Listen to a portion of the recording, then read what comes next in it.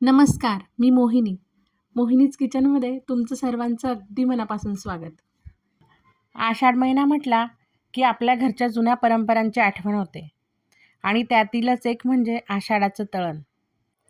या दिवसात घराघरात वडे, गोड भजे म्हणजेच गुलगुले, पुरी, खीर असे वेगवेगळे पदार्थ केले जातात. रात्रीच मी उडदाची डाळ भिजत घातली होती. सकाळी ती 2 ते 3 पाण्याने छान धुवून घेतली. डाळ वाटताना त्यात 4 ते 5 हिरव्या मिरच्या, 1 इंच आलं, 10 ते 12 लसणच्या पाकळ्या आणि अर्धा चमचा जिरं घालून डाळ व्यवस्थित वाटून घ्यायची. खिरीसाठी 1 तास आधी एक छोटी वाटी तांदूळ भिजत घातला होता, तोही बारीक करून घेतला मिक्सरमधून.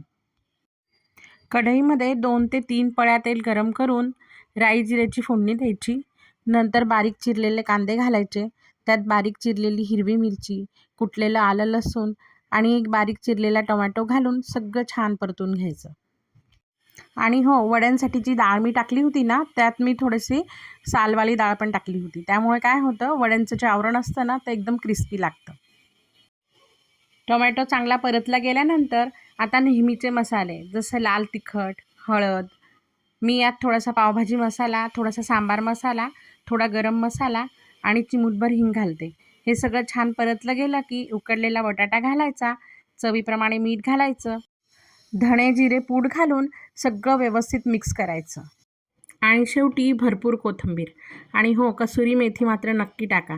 त्यामुळे भाजीला एक वेगळीच चव येते. ही झाली बटाट्याची चटपटीत भाजी तयार. पुरीबरोबर खूप छान लागते. 1 वाटी गव्हाचं पीठ, 1 चमचा रवा आणि अर्धी वाटी गुळाच्या पाण्यात थोडी बडीशेप टाकून भजींचं पीठ भिजवून घेतलं. चला आता खीर बनवूया. कढई गरम झाली की 1 पळी साजूक तूप घालायचं. त्यात वाटलेला तांदूळ छान परतून घ्यायचा. मग थोडंसं पाणी घालायचं. व्यवस्थित परतला गेला की 1 उकळी आली की गरम दूध घालायचं. मी इथे साधारण पाऊण लिटर दूध घेतलं आहे. दुधाला उकळी आली की 1 वाटी साखर घालायची आणि साखर घालून थोडं व्यवस्थित त्याला उकळू द्यायचं थोडा वेळ. खीर मी आता दुसऱ्या गॅसवर शिफ्ट करते, म्हणजे आता आपल्याला इकडे वडे तळता येतील. आणि खीर व्यवस्थित उकळली की मग त्यात आपण वेलची पूड, खोबऱ्याचा किस, बदामाचे काप असं सगळं टाकून परत उकळवून घ्यायची. माझ्याकडे काजू नव्हते म्हणून मी आज काजू नाही टाकले. तुमच्याकडे असतील तर तुम्ही नक्की टाका. आता वड्याच्या पिठामध्ये कोथिंबीर, चवीनुसार मीठ, चिमूटभर हिंग, 1 चमचा लाल तिखट आणि थोडासा खायचा सोडा घालायचा. हे सगळं हाताने नीट एकजीव करून घ्यायचं. दुधाच्या पिशवीवर थोडंसं पाणी लावायचं.